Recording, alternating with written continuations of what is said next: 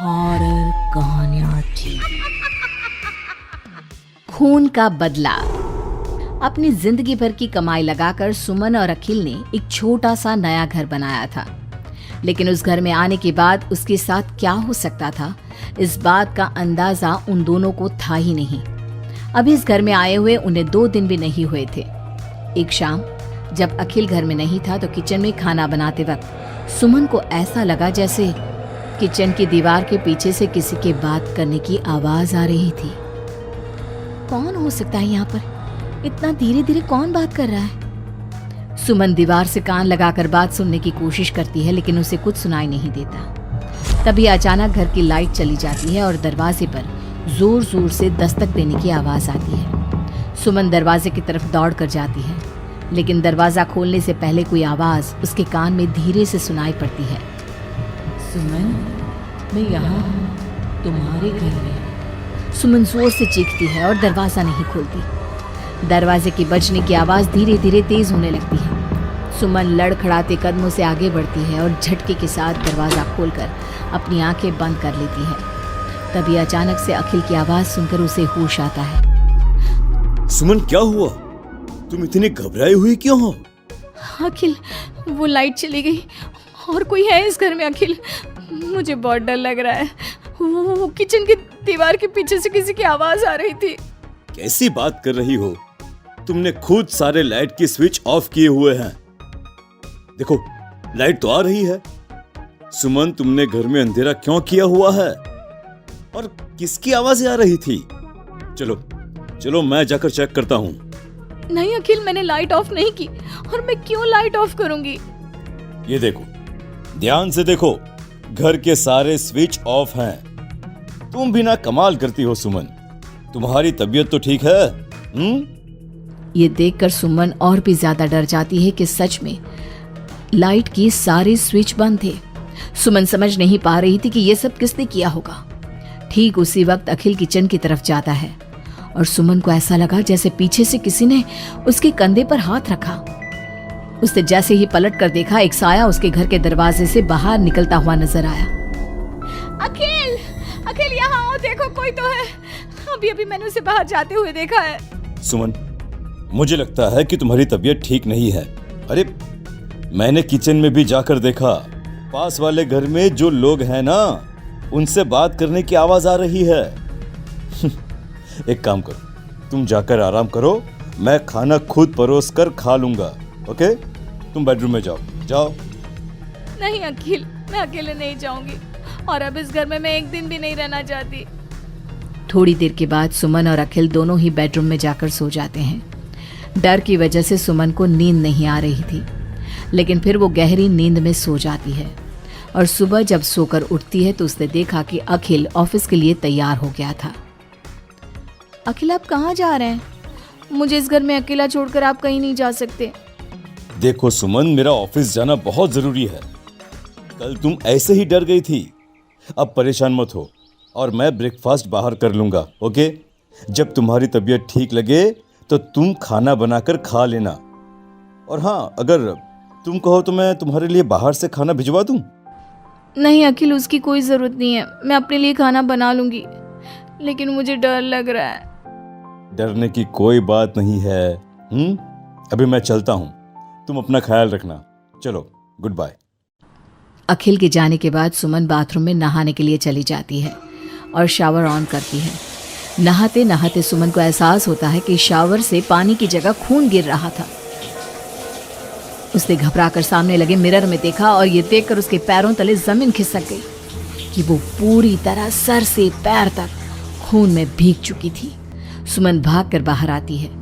उसे अपने घर का पूरा फर्नीचर जला हुआ नजर आता है और उसके ठीक सामने खड़ी हुई थी एक औरत जिसने दुल्हन के कपड़े पहने हुए थे। उसके चेहरे पर लंबा सा घूंघट था और उसके शरीर से खून टपक रहा था। कौन हो तुम और क्या चाहती हो मुझसे? यहाँ क्यों आई हो तुम? मैं तुमसे तुम्हारा पति चाहती हूँ। मुझे अपना पति दे दो और मैं वापस चली जाऊंगी।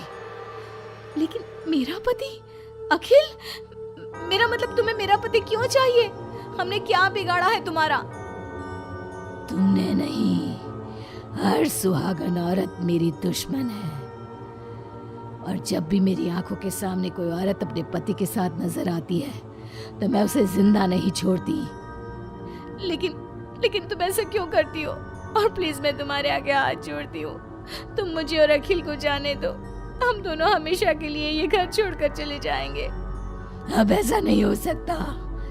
एक बार जो इस जमीन के आसपास से गुजर जाता है उससे फिर हमेशा के लिए मेरे साथ इस जमीन के नीचे मेरी दुनिया में चलना पड़ता है, और तुमने इस जमीन के ऊपर अपना घर बनाकर अपनी दुनिया बसाने की कोशिश कर ली। अचानक से वो औरत सुमन को उसके बाल पकड़कर जमीन पर घसीटने लगती है। सुमन दर्द से जोर जोर से चीखती है, लेकिन उसकी आवाज उसके घर की दीवारों के अंदर दब कर रह जाती है। अब बाकी दूसरी औरतों की तरह मैं तुम्हें भी इस घर की दीवारों के नीचे दफन कर दूंगी और तुम्हारे पति को हमेशा के लिए अपना पति बना लूंगी। जानती हो, मेरी भी शादी हुई थी, लेकिन शादी के ठीक बाद मांग में सिंदूर भरकर मेरे पति ने गला घोट कर मेरी हत्या कर दी और इस जमीन के नीचे मुझे गाड़ दिया। बस तब से मेरी आत्मा यही भटक रही थी। मुझे भी सुहागन बनना है, मुझे भी पति चाहिए।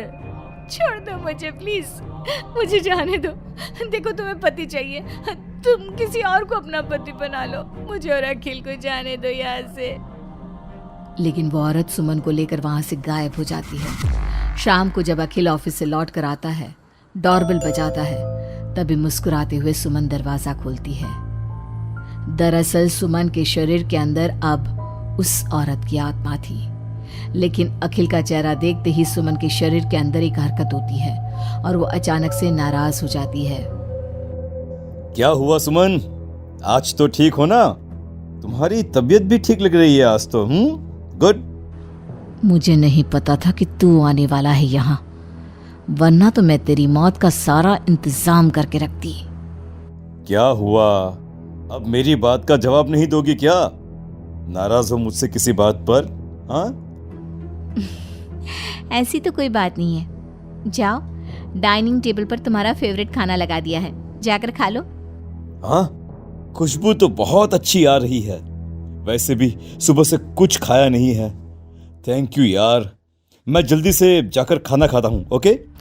अखिल जैसे ही खाने की कटोरे का ढक्कन हटाता है तो वो हैरान रह जाता है कि वहां पर सुमन का कटा हुआ हाथ था। उसमें पहनी हुई चूड़ियों से वो सुमन के हाथ को पहचान जाता है। खाने की जगह सुमन के शरीर के छोटे छोटे टुकड़े काटकर उस आत्मा ने अखिल के सामने परोस दिए थे। अखिल घबराकर वहां से भागने लगता है।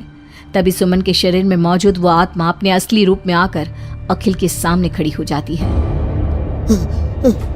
कौन हो तुम, और क्या किया तुमने मेरी पत्नी के साथ? इसका मतलब वो ठीक कहती थी कि इस घर में कुछ गलत है।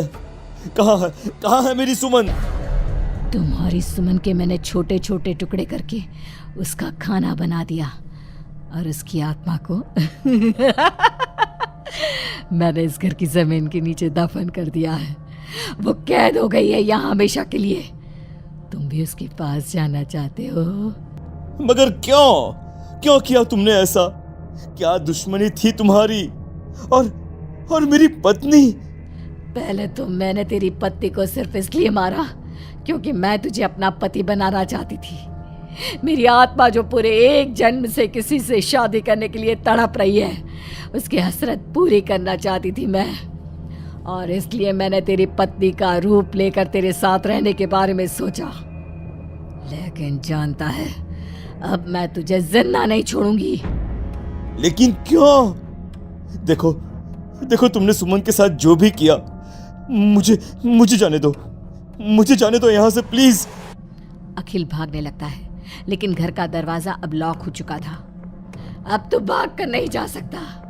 मेरे हाथ तेरे खून से रंगने के लिए बेचैन हो रहे हैं। मेरा गला सूख रहा है, अब उसकी प्यास तेरे खून से ही बुझेगी। अरे लेकिन क्यों? तुम्हारी आखिर मुझसे दुश्मनी क्या है? आत्मा अखिल की बात का कोई जवाब नहीं देती और अपने लंबे नाखून उसके गले में गड़ाकर उसके शरीर को खा जाती है और उसके बाद जोर से हंसते हुए कहती है, तेरा शरीर भले ही अखिल का शरीर है, लेकिन तेरे अंदर मेरे पिछले जन्म के उसी पति की आत्मा थी जिसने शादी से एक रात पहले गला दबाकर मेरी हत्या की।